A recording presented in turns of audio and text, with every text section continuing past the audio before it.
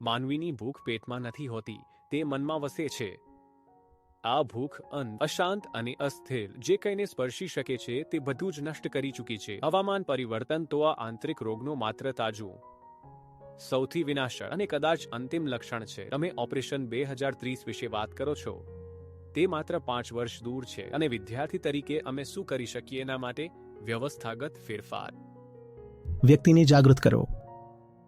બધાને સ્પષ્ટ જ છે. બીજું શું? બીજો કોઈ વિકલ્પ નથી. તમે વિચારો છો કે તમે પોલિસી સ્તરેથી આ કરી શકો છો, એ બોલવાનું બહુ આકર્ષિત લાગે છે, પણ એનો કોઈ મતલબ નથી, કારણ કે તમે અસ્તિત્વના બહુ મહત્વના નિયમનું ખંડન કરવા માંગો છો. તમે કહો છો મંત્રી તે કરશે. મંત્રી શું કામ તે કરે? કારણ કે મંત્રી તેના દ્વારા ચૂંટાઈને આવે છે, જેઓ ક્લાઇમેટ એક્શન ઈચ્છતા નથી. એઓ પોતાની ઈચ્છાને જનાદેશ તરીકે આગળ ધપાવે છે. એઓ શા માટે તમને સાંભળે? વધુમાં વધુ તો તે માત્ર બોલવા પૂરતી વાતો કરે છે. એઓ કહેશે, હા, અમે ચોક્કસ જ કંઈક કરીશું ક્લાઇમેટ ચેન્જ માટે. ફાઇન. અને બીજું કંઈ નહીં.